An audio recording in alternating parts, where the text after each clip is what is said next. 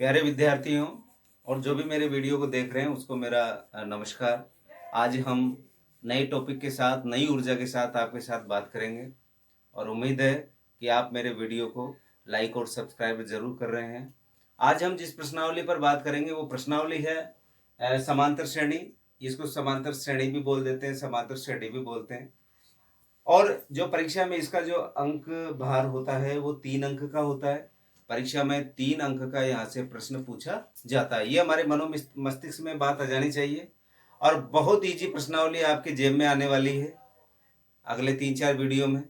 तो आप आज के वीडियो को बड़े गौर से देखें, क्योंकि आज के वीडियो में अगर आपने समांतर श्रेणी की या समांतर श्रेणी जिसे बोलते हैं उसकी अगर आपने आउटलाइन समझ ली तो आप निश्चित तौर पर इस प्रश्नावली को बिल्कुल चलते चलते हल कर जाओगे, ऐसा मेरा मानना है। छोटी प्रश्नावली है, कम फॉर्मूले हैं, केवल 2-3 फॉर्मूले से हम प्रश्नावली को पूरी को अध्ययन कर जाएंगे और आप अच्छे परीक्षा में मार्क्स प्राप्त कर लोगे। प्रश्नावली को शुरू करते हैं। सबसे पहले हम प्रश्नावली का नाम है आपके पास समांतर श्रेणी।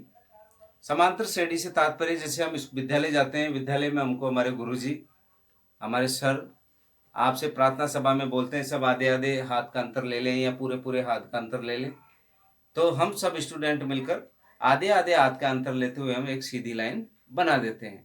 तो इसका मतलब ये हुआ कि हमारे जैसे 20 बच्चे हैं या 10 बच्चे हैं या 5 बच्चे हैं एक लाइन में, तो आप उन सभी बच्चों की लाइन के बीच में जो गैप है वो गैप आपका आधे आधे हाथ का है।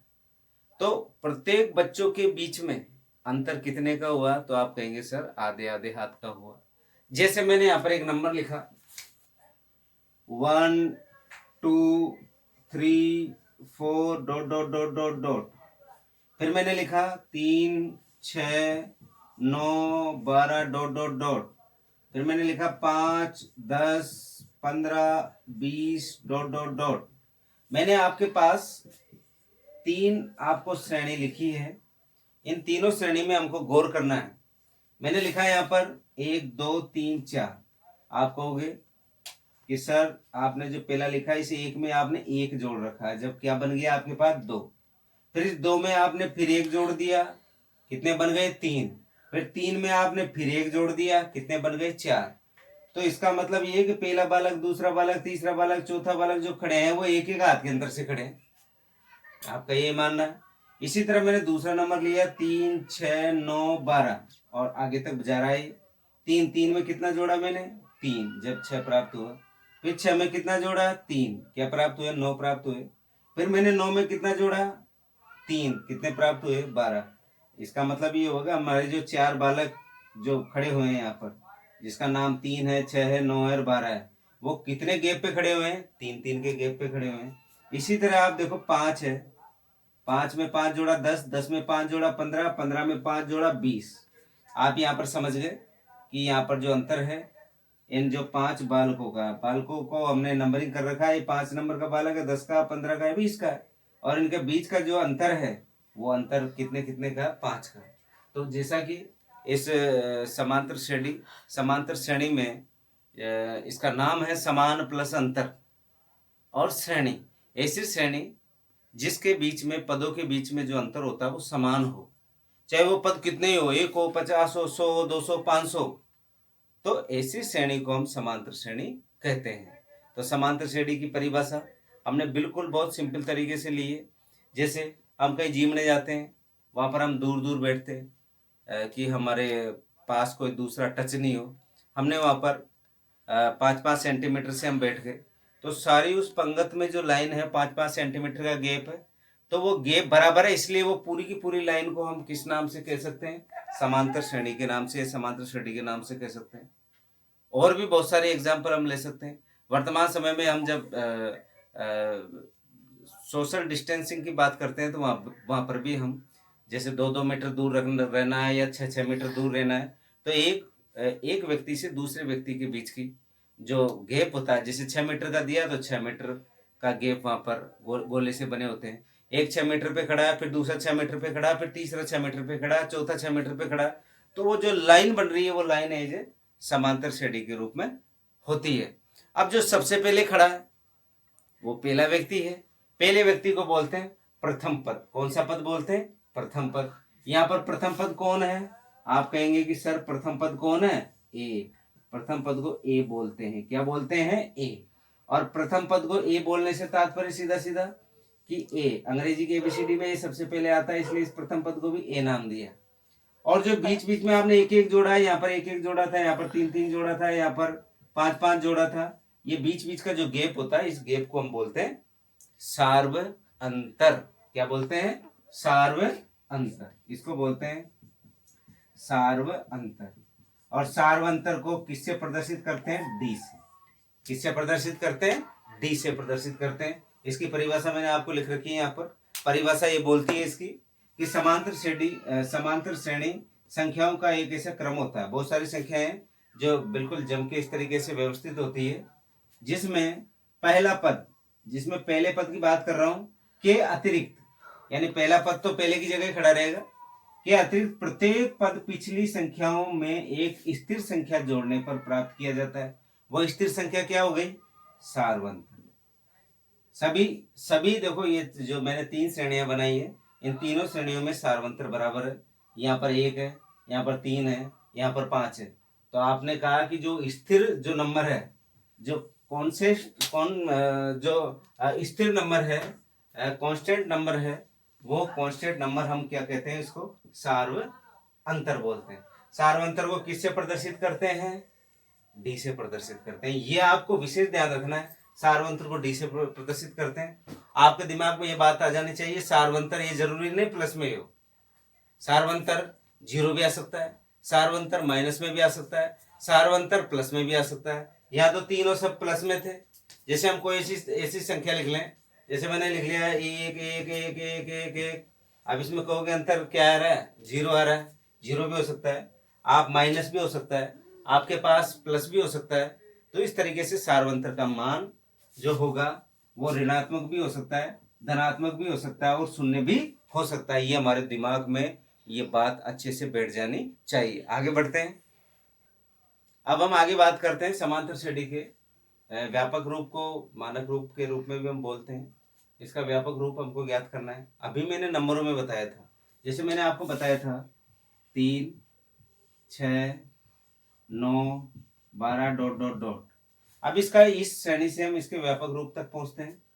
मैंने आपको बताया है ए, पहला पद को क्या बोलते हैं? ए। आपको पता है इसका सार्वंतर डी का मान कितना है? यहाँ पर तीन तीन जुड़ रहा है सब में, तो सार्वंतर कितना आ गया? डी बराबर कितना है? 3। आपने 3 में कितना जोड़ा? 3। जब कौन सा प्राप्त हुआ आपको? 6। ए बराबर कितना है यहाँ पर? 3। ए बराबर 3 है। मैं वापस लिख रहा हूं यहाँ पर, ए बराबर 3 है, तो आपने कितना जोड़ा यहाँ पर? 3। तब को कौन सा पद प्राप्त हुआ? सेकंड। फिर इस 3 में कितना जोड़ा आपने? 2 × 3, 6 जोड़ा। भाई 3 में 6 जोड़ेंगे तो कितना आएगा? 9। 6 को मैंने क्या लिख लिया? 2 × 3। फिर आप देखिए इसमें कितना जोड़ा आपने? 3 × 3, 9 जोड़ा। 3 में 9 जोड़ा, कितने हुए? 12। इसको मैंने लिखा पहला तो 3, फिर 3 + 3, ये दूसरा पद आ गया। फिर 3 + 2 × 3, फिर मैंने लिखा 3 + 3 × 3 और डॉट डॉट डॉट। बात आई समझ में? आपने पहले पद में क्या जोड़ा? पहला पद तो ऐसे कैसे मिलेगा आपको? ये पहला पद है, इसको क्या मान रखा अपन ने? ए। ठीक है। अब ए में ए कौन है? ये 3 है। क्या जोड़ रखा आपने? 3 जोड़ा। 3 क्या है? सार्वंतर। सार्वंतर को क्या बोलते हैं? डी। तो ए प्लस डी। फिर आगे देखो तीसरे पद में ये ए है। ए में कितना जोड़ रखा है? 2 × 3, 3 का मान डी बोलते हैं, 2D हो गया।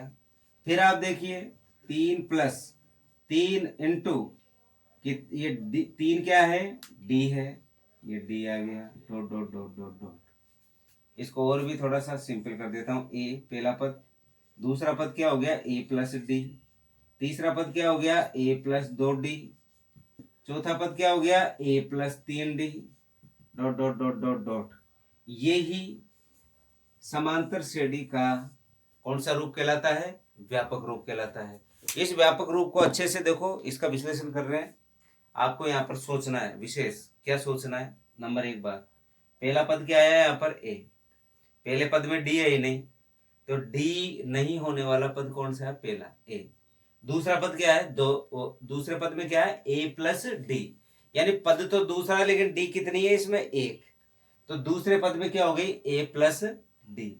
फिर तीसरा पद, तीसरे पद में ए प्लस 2d। फिर चौथे पद में ए प्लस 3d, यानी जितने नंबर का वो पद है, ये पहला पद था A1, ये दूसरा पद था A2, ये तीसरा पद था A3, ये चौथा पद है A4, यानी पहले पद में डी गायब, दूसरे पद में 1d, तीसरे पद में 2d, चौथे पद में 3d। अब मैं पूछ लो, बताओ 100वें पद में कितना डी? तो आप बताओगे ए प्लस 99d। कितना डी? ए प्लस 99d। मैं पूछूंगा 17वें पद पे, तो आप बताओगे ए प्लस 16d, क्योंकि आपके दिमाग में तुरंत बात आ जाएगी कि सर ने वो बताया था कि डी की वैल्यू जितने नंबर होते हैं उससे एक कम होती है। जैसे मैंने कहा 5वें पद तो ए प्लस 4d, मैंने कहा 100वां पद ए प्लस 99d, मैंने कहा 1000वां पद तो ए प्लस 999d। ये बात आपको विशेष ध्यान रखने की है, और यही इसका क्या कहलाता है? व्यापक रूप। किसका? समांतर श्रेणी का व्यापक रूप कहलाता है। इसको आप अच्छे से ध्यान रखना, क्योंकि बहुत सारे सवाल आएंगे जिसको हमको इस व्यापक रूप वाली कंडीशन को हमको लेते हुए करना है। आगे बढ़ते हैं हम सवालों की ओर। सवाल लेते हैं हम। सवाल पहला है, निम्नलिखित समांतर श्रेणी के लिए प्रथम पद और सार्वंतर ज्ञात कीजिए। आपको पहला पद ज्ञात करना है और पहले पद के साथ क्या ज्ञात करना है? समांतर माध्य ज्ञात करना है। मैंने आपको बताया था पहला पद जो सबसे पहले आके बैठ जाता है वो क्या कहलाता है? पहला पद कहलाता है। पहले पद को ए से प्रदर्शित करते हैं। क्या लिखेंगे? हल। तो पहले पद पे तो हमको कुछ परेशानी हुई नहीं। प्रथम पद ए बराबर कितना आ गया आपके पास? 6। अब क्या ज्ञात करना है आपको? सार्वंतर। सार्वंतर क्या होता है? बराबर बराबर नंबर जुड़ा हुआ होता है। तो सार्वंतर ज्ञात करने के लिए भी सार्वंतर, सार्वंतर को डी बोलते हैं। तो सबसे पहले D1 निकालते हैं। D1 बराबर सेकंड पद में से पहले पद को क्या करना है? घटाना है। सेकंड पद कौन है? 9। ये 9 है। इसमें से किसको घटाना है? 6 को। 9 में से 6 गए तो कितने बचे? 3। तो D1 का मान आ गया। दूसरा देखो, अब D2 निकालते हैं। अब इस सेकंड में से फर्स्ट को घटाया था, अब थर्ड में से किसको घटाना है? सेकंड को। ये थर्ड पद माइनस सेकंड पद। थर्ड पद कौन है यहाँ पर? 12 में से कितना? 9। कितना बचा? 3। 3 ही आएगा, बराबर आएंगे सार्वंतर, चाहे कोई सब निकालो। अब निकाल लो आप D3, तीसरा निकालो। थर्ड वाली बात की थी, अब किसकी करेंगे? फोर्थ पद में से घटाना है कौन सा पद? थर्ड पद। फोर्थ पद कौन सा है यहाँ पर? 12 में, सॉरी कौन सा है? 15 माइनस 12। 15 में से 12 गए तो कितने बचे? 3।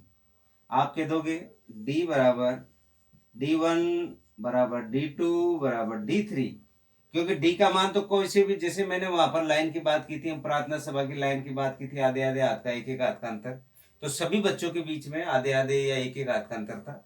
यहाँ पर जो 4 बच्चे खड़े हुए, इन चारों बच्चों के बीच में कितने कितने हाथ का अंतर है? 3 हाथ का अंतर है। Then D is equal to 3। तो ये D का मान क्या है? D को क्या बोलते हैं हम?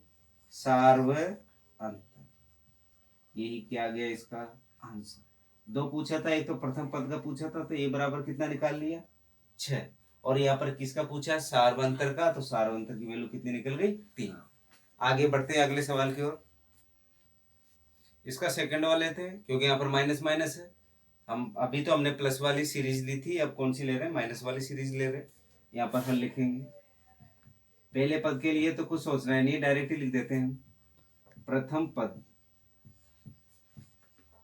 ए बराबर कितना है यहाँ पर? माइनस का 7। तो पहला आंसर तो आपने एक सेकंड में आपने पहचान लिया। अब किसका मान पहचानना है आपको? डी का मान पहचानना है। तो यहाँ पर डी यानी सार्वंतर पूछा है उसने, तो सार्वंतर के लिए D1, सबसे पहले D1 निकाल लेते हैं। सेकंड पद में से कौन सा पद घटाएंगे? प्रथम पद। सेकंड पद आपके पास कितना है? माइनस का 9, माइनस फर्स्ट पद कितना है? माइनस का 7। ये माइनस में तो इसको कोष्टक में लिखा। अब देखिए 9 माइनस माइनस क्या हो गया? प्लस। ये माइनस का है, 7 में से 9 गए तो कितना बचा? माइनस का। ये किसका मान आया? D1 का। अब D2 का निकालते हैं। सेकंड से बात की थी, अब किससे बात करेंगे हम? थर्ड पद माइनस सेकंड पद। थर्ड पद कौन सा है? थर्ड पद है आपके पास माइनस का 11, माइनस सेकंड पद कौन सा है यहाँ पर? माइनस का 9। ये माइनस का 9 इसलिए मैंने कोष्टक में लिखा।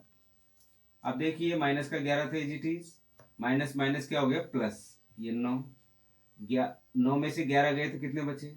माइनस का 2। ये डी की वैल्यू बराबर आएगी, ये ध्यान रखना आप। अब आ गया D3। D3 में कौन सा पद है? तीसरा ले लिया, आप चौथा ले लो। चतुर्थ पद माइनस थर्ड पद।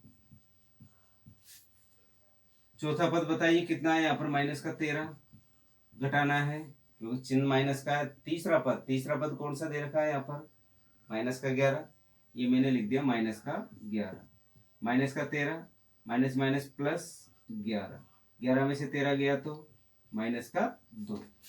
यहाँ लिखेंगे अतः सार्व अंतर D बराबर D1 बराबर D2 बराबर D3। तो D बराबर कितना आ गया आपके पास? सब माइनस में, ये भी माइनस, बराबर माइनस का 2 बराबर माइनस का 2। तो D की वैल्यू यानी सार्व अंतर की वैल्यू कितनी आ गई आपके पास? 2। ये प्रथम पद का आंसर है और ये किसका आंसर है? सार्व अंतर का। आप इजी गोइंग कर सकते हैं, ऐसा मेरा मानना है। आगे बढ़ते हैं अगले सवाल की ओर। अगला प्रश्न, तीसरा प्रश्न लेता हूं अब मैं। अब इतना ज्यादा बड़ा करने की आवश्यकता नहीं, डायरेक्ट D की वैल्यू निकालनी, हमको एक ही झटके में निकल जाएगा क्योंकि श्रेणी आपको कौन सी देर की? समांतर श्रेणी।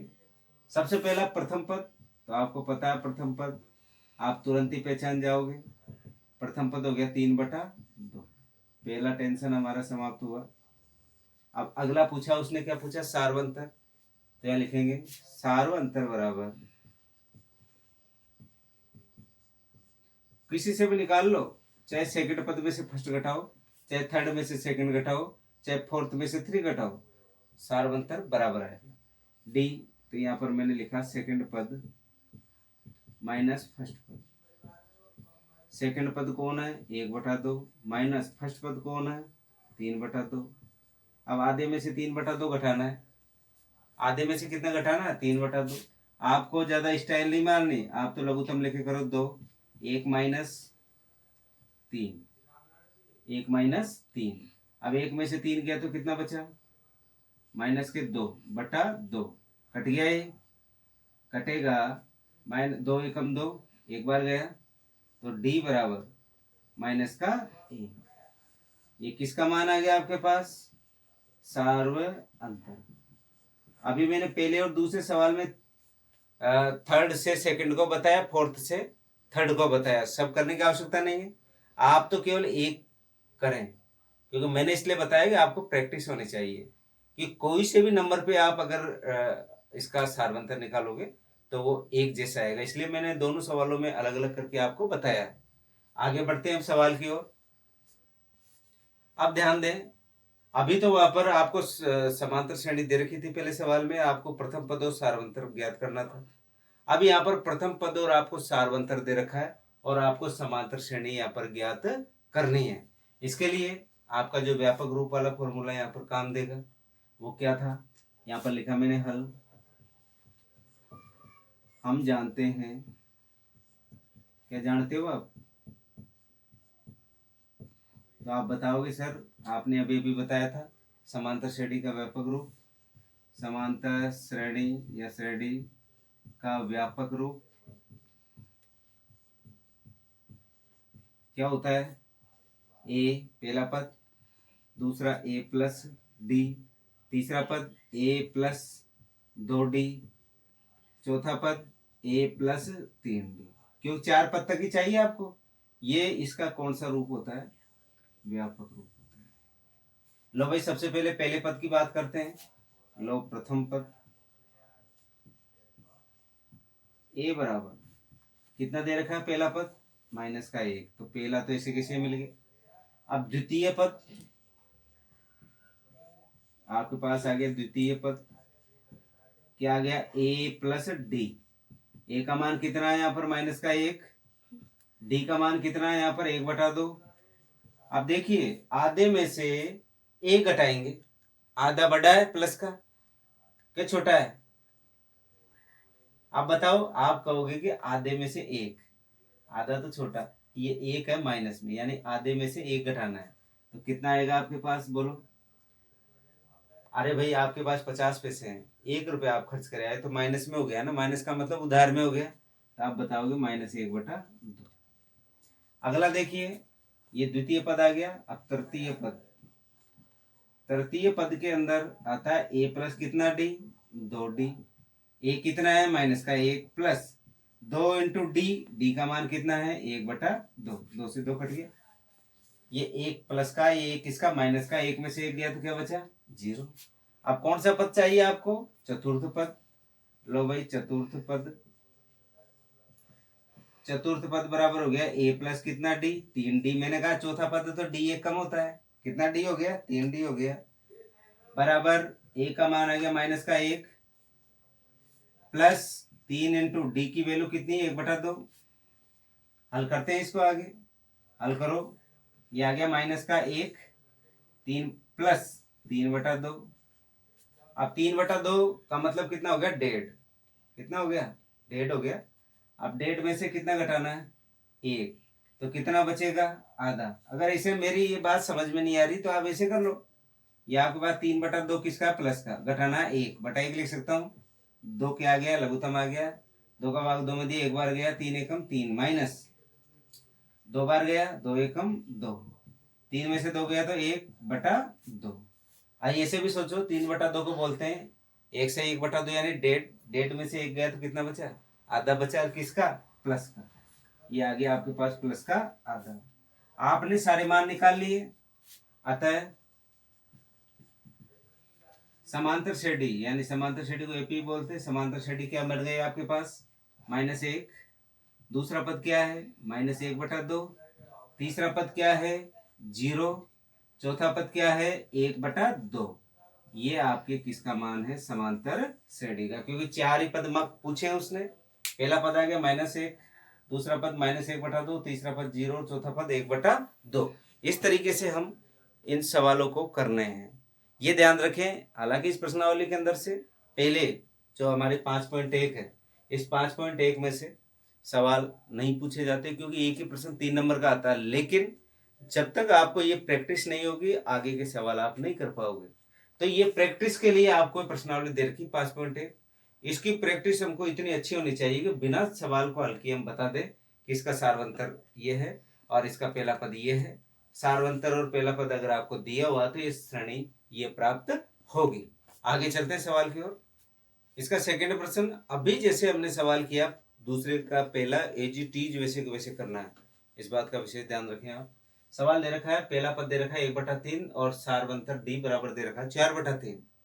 अब वही लिखेंगे वी नो डेट। हम जानते हैं कि आप क्या जानते हो? समांतर श्रेणी का व्यापक रूप। समांतर श्रेणी का व्यापक रूप क्या होता है? ए पहला पद, दूसरा पद a प्लस डी, तीसरा पद a प्लस 2d और चौथा पद होता है a प्लस 3d। यह आपने व्यापक पद के रूप में लिखा। ये पहला पद है, ये दूसरा पद है, तीसरा पद है और ये चौथा पद है। अब पहला पद ज्ञात कर रहा हूं, यानी a1 ज्ञात कर रहा हूं। इसको a1 भी लिख देते हैं शॉर्ट में। पहला पद a1 बराबर कितना? पहला जो a का मान है वही आ गया, इसका आंसर 1/3। दूसरा पद इसको बोलते हैं a2। दूसरा पद, दूसरे पद का मैंने आपको बताया था a प्लस डी होता है। a का मान है 1/3, ये दे रखा है। d का मान आपको दे रखा 4/3। 1/3 प्लस 4/3 दोनों को जोड़ेंगे तो कितना आएगा? 5/3।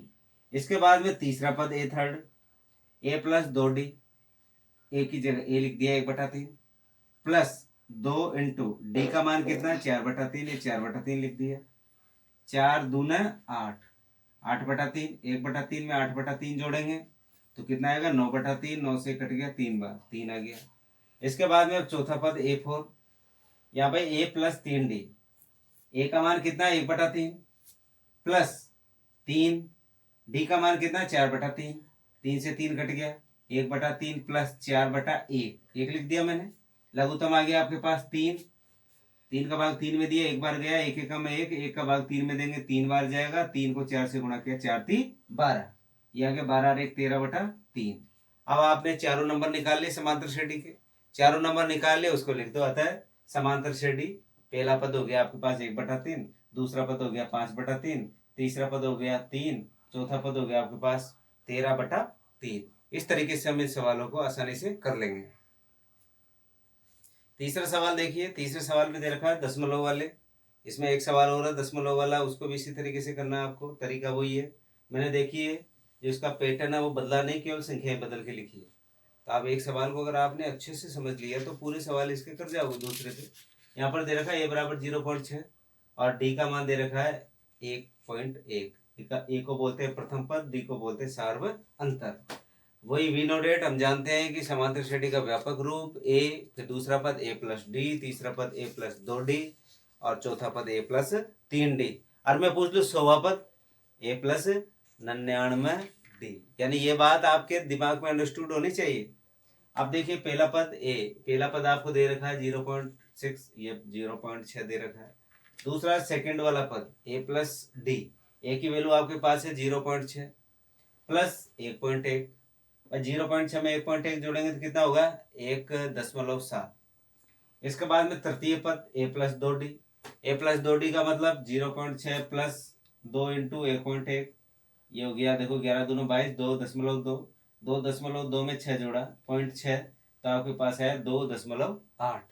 इसी तरह चतुर्थ पद A plus 3D, A plus 3D का मतलब A का मान है 0.6 प्लस 3 इंटू डी का मान कितना 1.1, जब 1.1 को 3 से मल्टीप्लाई करेंगे तो आएगा 3.3 और 6 प्लस है, तो 3.3 में 0.6 जोड़ा तो है 3.9।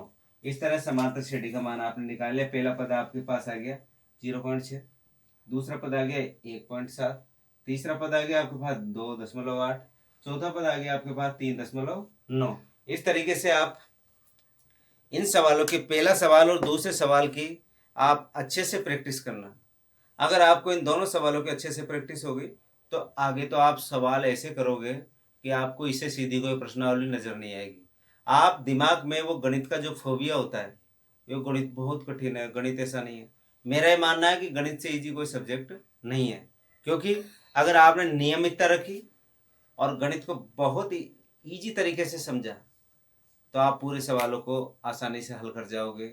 आपको पैटर्न आना चाहिए, सवाल रटना नहीं है, हमको पैटर्न आना चाहिए कि सर ने समांतर श्रेणी क्या परिभाषा। नो, आप वो जो आपकी किताब में देर की परिभाषा, नो, आपको जो मैथमेटिक्स है, मैथमेटिक्स जो कि इसका जो मैथमेटाइजेशन इसको बोलते हैं, यानी मैथमेटाइजेशन का मतलब आप जहाँ पर भी जाओ, घूमने भी जाओ, तो आपको गणित दिखना चाहिए। जैसे मैंने आज आपके लिए ये समांतर श्रेणी का कंसेप्ट दिया, तो आप जब शाम को जब आप बाजार जाओ, वहाँ पर दुकान पे लाइन लगती है सोशल डिस्टेंसिंग वाली 6 फीट वाली, तो आपके दिमाग में ये बैठ जाना चाहिए कि सर ने बताया था समांतर श्रेणी, ये देखो लाइन समांतर श्रेणी के रूप में है। आप कहीं भी जाओ, आप विद्यालय में जाते हैं, वहाँ पर देखते हैं, वहाँ पर बच्चे लाइन लगाते हैं, आधे आधे हाथ का अंतर, तो आपके दिमाग में आ जाना चाहिए कि ये क्या है, समांतर श्रेणी वाली बात कर रहे हैं, समांतर श्रेणी में खड़े हुए हैं बच्चे। आप और भी कई जगह जाते हो, जैसे बसों में जाते हैं, बसों की जो सीटें होती है और निश्चित दूरी पर होती है। आप ट्रेन में जाते हो, ट्रेनों के डिब्बे एक निश्चित दूरी पर लगे होते हैं। तो इस तरीके से आपके दिमाग में चलते फिरते उठते बैठते सोते जागते अगर मैथ्स नजर आ रहा है जो आप पढ़ रहे हो, तो आपका गणित बहुत अच्छा हो जाएगा। इसी को मैथमेटाइजेशन बोलते हैं। तो आप इस तरीके से गणित को बहुत अच्छे से सीखें, मेरे साथ सीखें। निश्चित तौर पर आप गणित में बहुत अच्छी उपलब्धि प्राप्त करोगे। ये जो मैंने प्रश्नावली 5.1 के जो पहला और दूसरा क्वेश्चन लिया है, इन दोनों प्रश्नों को आप 2-2 बार करें, क्योंकि आगे जो होंगे वो तो आगे 3 सूत्र हैं, तीनों सूत्रों में A D का मान रखना है और आंसर आना है। तो इस तरीके से आप इसकी तैयारी करें। मेरे चैनल को ज़्यादा से ज़्यादा लाइक करें, सब्सक्राइबर करें, जिससे कि मेरे वीडियो आपके पास निरंतर पहुंचते रहे।